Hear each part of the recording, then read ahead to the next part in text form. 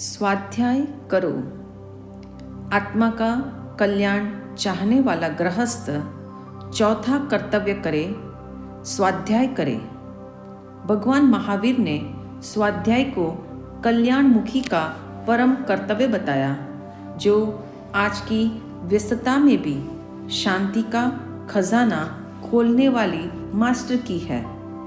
स्वाध्याय जो तुम्हें व्यवहार जगत से डिस्कनेक्ट कर स्व से कनेक्ट कराता है।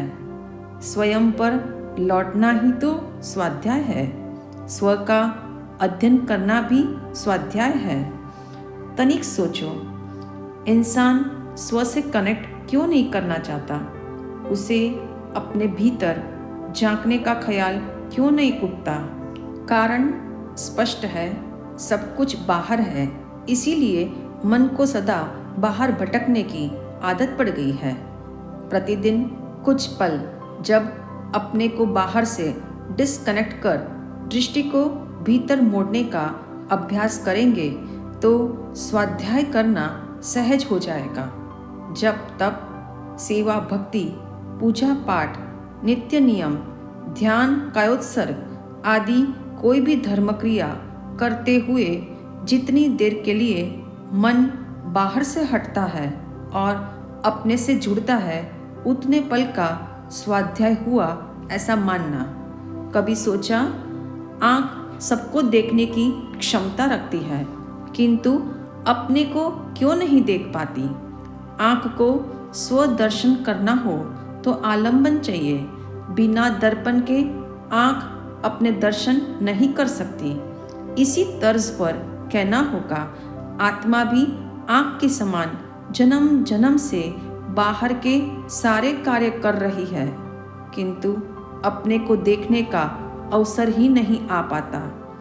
ज्ञानी कहते हैं, अपने को देखने और जानने के लिए आत्मा को भी स्वाध्याय रूपी दर्पण की जरूरत है। स्वाध्याय का मुख्य लक्ष्य है स्व का अध्ययन एवं आत्मचिंतन। स्वाध्याय का सहयोगी लक्ष्य है सत शास्त्र का पठन एवं सत साहित्य का अध्ययन। स्वाध्याय के इसी दर्पण से जीने की टिप्स, शांति के रहस्य एवं कल्याण के सूत्र मिलते हैं। इसी कारण साधु हो या श्रावक, प्रत्येक साधक के लिए स्वाध्याय अनिवार्य बताया है। सबसे पॉजिटिव बात तो यह है, शिक्षा का साधन भी स्वाध्याय है।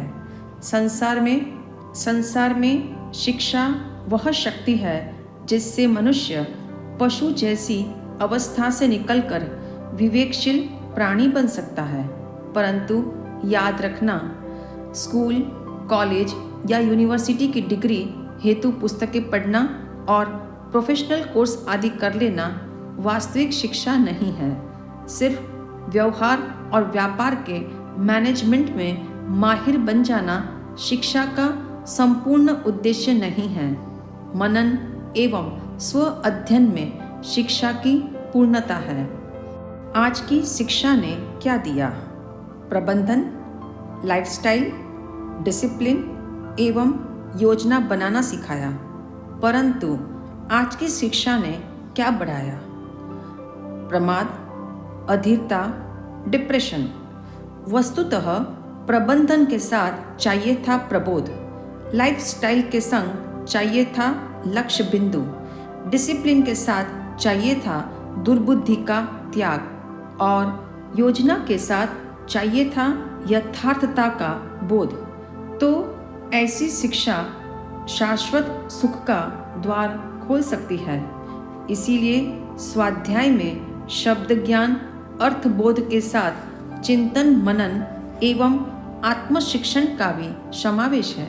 इसीलिए कम से कम एक दिन में 24 मिनट, 48 मिनट अथवा 1 घंटा स्वाध्याय के लिए जरूर निकालो। ज्ञानी कहते हैं, अनंत ज्ञान को प्रगटाने की साधना भी बिना स्वाध्याय के संभव नहीं।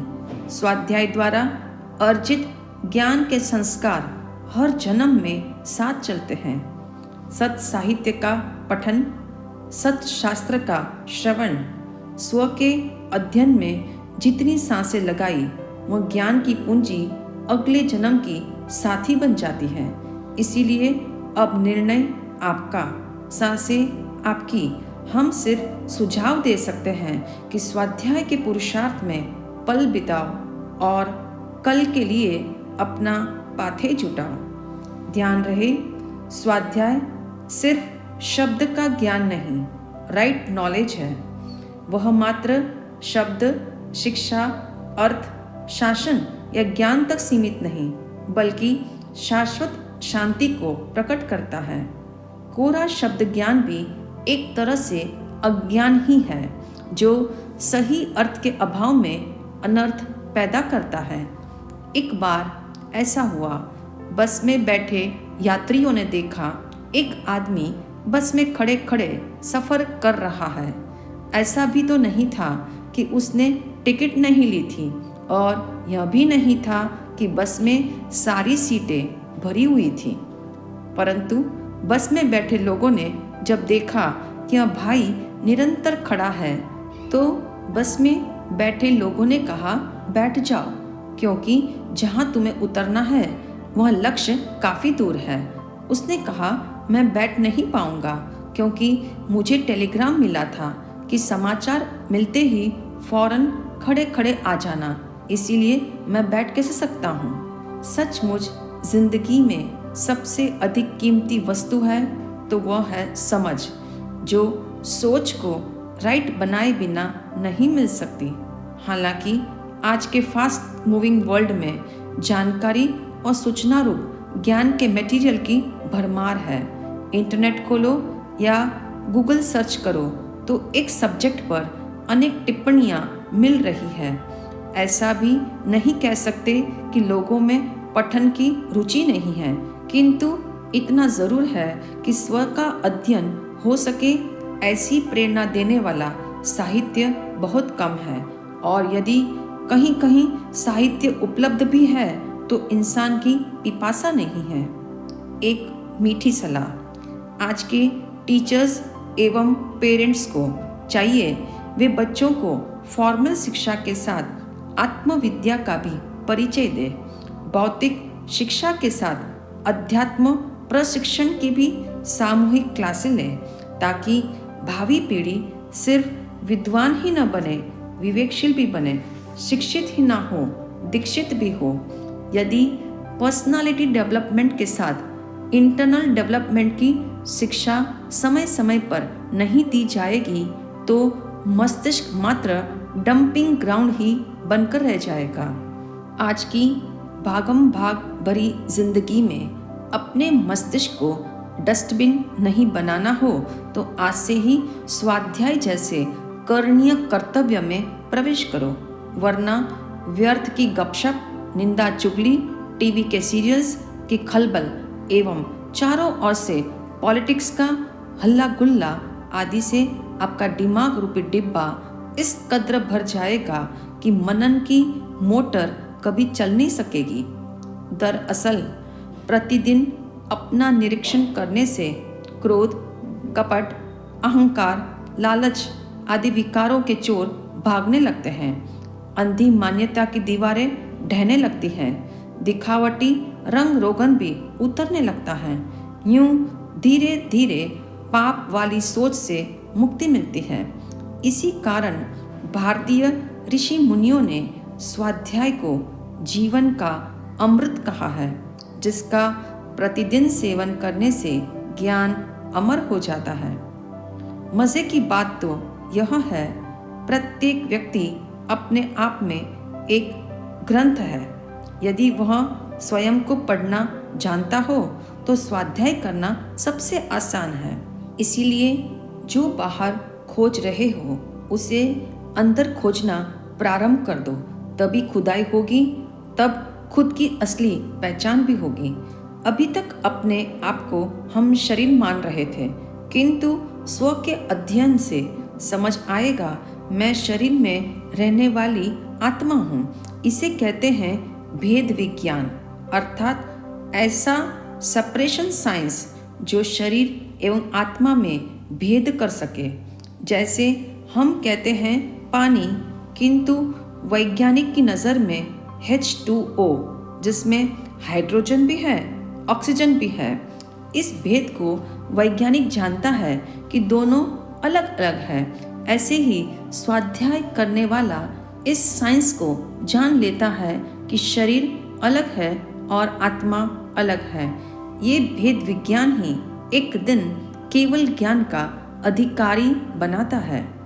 कहते हैं एक बार लोकमान्य तिलक का ऑपरेशन होना था, किंतु उन्होंने डॉक्टर को कहा, मुझे बेहोश मत करना, मुझे गीता की पुस्तक दो, मैं उसे पढ़ता रहूँगा और आप ऑपरेशन कर लेना।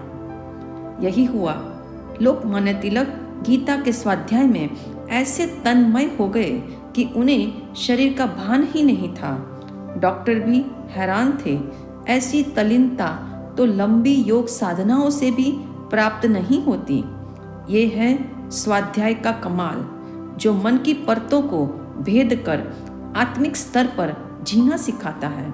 इसी कारण स्वामी विवेकानंद ने कहा था, मुझे नरक में भी भेज दो तो मैं वहाँ स्वर्ग बना दूंगा, यदि मेरे पास श्रेष्ठ पुस्तकें हों, क्योंकि अच्छी पुस्तकें विकसित मस्तिष्क का ग्राफ होती हैं।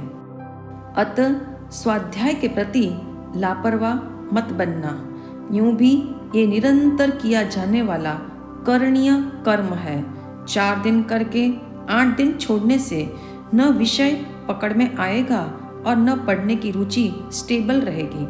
इसलिए आज से संकल्प करो, मुझे विचारों को पवित्र करने हेतु एवं आत्मा को विशुद्धि करने हेतु स्वाध्याय अवश्य करना है, ताकि तन, मन, वचन संयमित रहे और मुझे एक दिन भेद विज्ञान भी हो।